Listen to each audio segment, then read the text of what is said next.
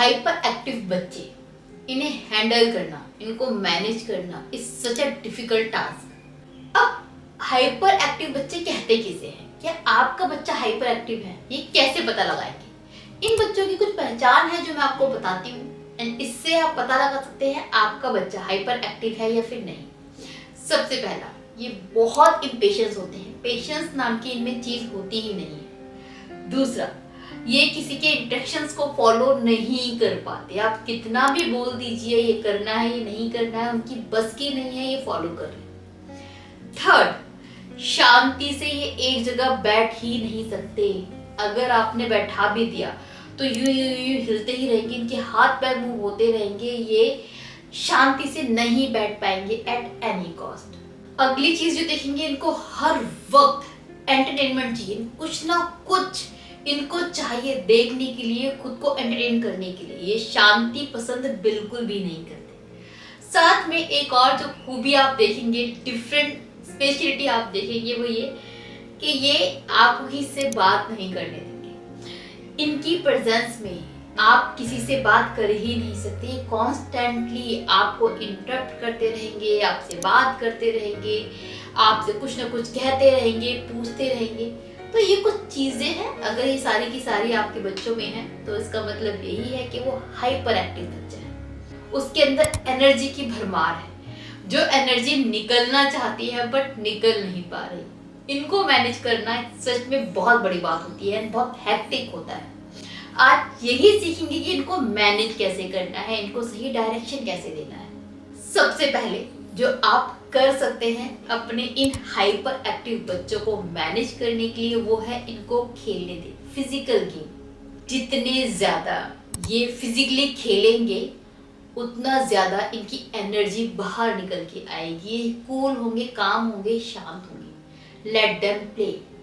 आज के टाइम पर क्या हो गया है, इनके दिमाग में बहुत सारी नॉलेज हमने फीड तो कर दी है। सोशल मीडिया के टाइम पर हर तरह की नॉलेज इनके दिमाग में है, बट फिजिकली इनकी वो नॉलेज, उनकी एक्टिविटी निकल ही नहीं रही, एनर्जी निकल ही नहीं रही, एंड वो बर्स्ट हो रहा है माइंड इन लोगों का। तो लेट देम प्ले, ताकि वो एनर्जी थोड़ी सी बाहर आए, थोड़े से रिलैक्स हो पाए। कोशिश कीजिए कि आप इनके साथ खेले, घर में कोई ना कोई इनके साथ में खेले, या कुछ कहीं पार्क में जाएं, इनके खुद के फ्रेंड्स हो। फिजिकल एक्टिविटी इनके लिए मस्ट है। अगर आप चाहते हैं कि ये थोड़ा सा कामली बिहेव करे, अच्छे से बिहेव करे, तो एनर्जी इनका निकलना बेहद जरूरी है, वो ऐसे ही निकलेगी। दूसरी जो बहुत जरूरी चीज है कि इनको टाइम दे।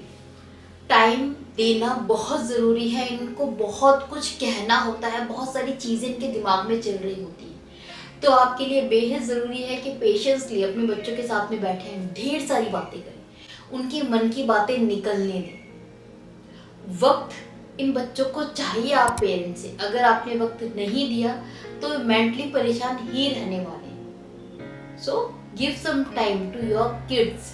उनको सुनो, उनको प्यार करो, उनको रिलैक्स फील करवाओ, उनको फील करवाओ कि आप हैं, हमेशा हैं उनके साथ, ताकि वो थोड़ा सा रिलैक्स फील करें। अगली चीज जो आपको करनी है कि स्ट्रक्चर रूटीन बनाओ।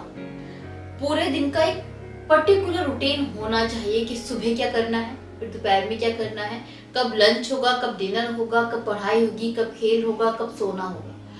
जब तक ये स्ट्रक्चर नहीं बनेगा, एक रूटीन फिक्स नहीं होगा, ये बच्चे सेफ फील नहीं करते। जैसे ही आप घर में इनकी एक्टिविटी का, इनके दिन का एक रूटीन सेट कर देते हैं, परमानेंट हो जाता है, तो समवेयर इनके अंदर एक सिक्योरिटी आती है, सेंस ऑफ सिक्योरिटी पैदा होता है, जिसकी वजह से भी कूल एंड काम रहना शुरू हो जाते हैं।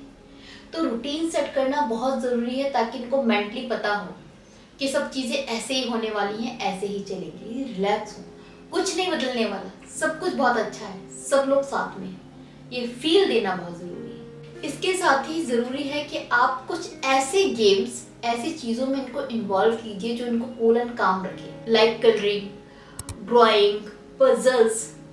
ये वो एक्टिविटीज़ हैं जो आपको अंदर से सूदिंग महसूस करवाती हैं, रिलैक्स फील करवाती हैं। तो इस तरह की एक्टिविटी में बच्चों को इन्वॉल्व कीजिए, घर पर या घर के बाहर। जब बच्चे इस तरह के काम करते हैं तो वो रिलैक्स फील करते हैं, आपका बच्चा भी बहुत रिलैक्स फील करेगा ये सब करके। अगली चीज जिसमें आपको बच्चों को इन्वॉल्व करना है वो है डीप ब्रीदिंग एंड मेडिटेशन। इसके बेनिफिट जग जाहिर है। जब बच्चे डीप ब्रीदिंग करते हैं, जब मेडिटेशन करते हैं, तो वो ऑटोमेटिकली शांत होना शुरू हो जाते हैं विद इन। एंड बच्चे सिर्फ कहने से नहीं करेंगे। देखिए, मेडिटेशन, डीप ब्रीदिंग के फायदे तो हम जानते हैं, बट करता कोई भी नहीं है, क्योंकि समवेयर ये बोरिंग होता है। एंड बच्चों के लिए तो ये महा बोरिंग चीज़ है। इसलिए आप सिर्फ कह दें और बच्चे कर लें, ये नहीं होगा, क्योंकि ये कोई गेम नहीं है। तो मेक श्योर कि आपके घर में एक रूटीन हो जिसमें आप भी अपने आप को इंक्लूड करें, बच्चों के साथ आप बैठें एंड ये एक्सरसाइज करें, डीप ब्रीदिंग करें, मेडिटेशन करें या फिर क्लासेस ज्वाइन करना। रूटीन का हिस्सा होगा तभी बच्चे करेंगे, और जब बच्चे करेंगे तो कूल काम होंगे। ये सिर्फ कहने से नहीं होगा। एंड हमेशा याद रखिए कि बच्चों के सामने एग्जाम्पल सेट करना पड़ता है। प्रवचन से बच्चे नहीं सीखते, by example, set examples by doing. खुद कीजिए, बच्चे करना शुरू करेंगे। इन बच्चों को बहुत ज़्यादा अटेंशन की ज़रूरत होती है, साथ में साथ ये फील की ज़रूरत होती है कि आप हमेशा उनके साथ हैं, ताकि वो रिलैक्स हो पाए। ये बच्चे समवेयर रिलैक्स नहीं हो पाते, डरे सहमे से रहते हैं। इसके वजह से और इनका वियर्ड बिहेव हो जाता है। सिक्योरिटी देना बहुत ज़रूरी है बच्चों को। Last but not the least, अगली चीज़ जो आपको ज़रूर करनी है वो है पॉजिटिव रीइंफोर्समेंट।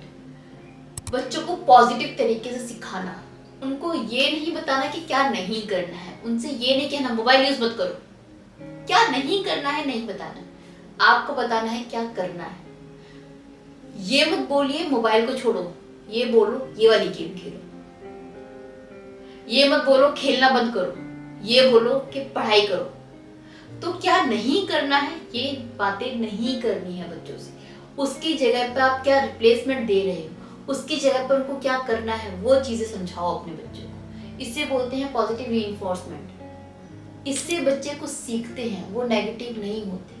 वो काम करते हैं तो कूल काम महसूस करते हैं। तो पॉजिटिव रीइंफोर्समेंट बहुत जरूरी है। साथ में bed time story should be a part of your routine. जब भी बच्चे सोए उनको एक स्टोरी जरूर सुनाएं जिसके साथ में एक मॉरल जुड़ा हो। इससे उनकी सीख भी बढ़ेगी, शिक्षा बढ़ेगी। सोने से पहले जब एक प्यारी सी स्टोरी सुनेंगे तो उनका दिमाग भी कूल एंड काम होगा, वो अच्छा महसूस करेंगे। तो रूटीन में ये कंपल्सरी आपके होना ही चाहिए, वो है bed time story. And make sure वो आप सुनाए या फिर वो इंसान सुनाए जो उनके बहुत ज़्यादा करीब है। वो घर में दादा दादी भी हो सकते हैं, वो फादर हो सकती हैं, वो मदर हो सकती हैं, एनीवन। ये चीज़ें अगर आप करते हैं तो इससे आपके बच्चे कूल एंड काम होंगे। एंड साथ में इससे बच्चों का माइंड भी अच्छे से ग्रो करेगा, डेवलप करेगा, जिससे फ्यूचर के रास्ते उनके लिए खुल जाएंगे और वो सफलता की तरफ अग्रसर होंगे। तो इसी तरीके से आप हैंडल कर सकते हैं अपने सुपर एक्टिव बच्चे को। लेकिन इसके साथ में ये भी ध्यान रखिए कि बच्चों को कभी भी किसी और के आगे डांटे ना, कभी नहीं डांटे। जब कोई बाहर वाला इंसान आपके बच्चों के अंदर कमी निकालता है तो अपने बच्चों का सपोर्ट करें। मैंने टाइम हमारी क्या आदत होती है, घर में कोई मेहमान आए, उन्होंने आपके बच्चे के बारे में कुछ कहा, उन्होंने एक शब्द कहा, आप 10 कह देते हैं। उन्होंने कहा बच्चा बड़ा शरारत करता है, आप बच्चे के आगे बोलते हो कि हाँ हम तो बहुत परेशान हैं, हमें समझ ही नहीं आता कैसे हैंडल करें। बच्चा कितना इनसिक्योर, कितना गुस्से में होता है, वो कितना नेगेटिव हो जाता है आपके लिए। या फिर मैनी टाइम कोई रिश्तेदार, कोई फ्रेंड्स आपसे बोलते हैं कि आपके बच्चों को ना थोड़ा सा मैनर्स नहीं है, एंड आप शर्मिंदा हो जाते हैं। आप जब शर्मिंदा होते हैं तो आप वो फ्रस्ट्रेशन, वो गुस्सा अपने बच्चे पे उतारते हैं, डायरेक्टली या इनडायरेक्टली। आप मानो नहीं मानो ऐसा करते हो आप। तो इससे आप क्या सिखा रहे हो बच्चों को, फिर आप अग्रेसिव बना रहे हो अपने बिहेवियर से। तो ये सब चीजें नहीं करनी है। अगर आप ये करोगे तो सॉरी टू से बट आपको जो रिजल्ट मिलना है वो नेगेटिव हो जाएगा। आपका बच्चा जो हाइपर एक्टिव है वो नेगेटिव होने लगेगा, वो और अग्रेसिव होने लगेगा।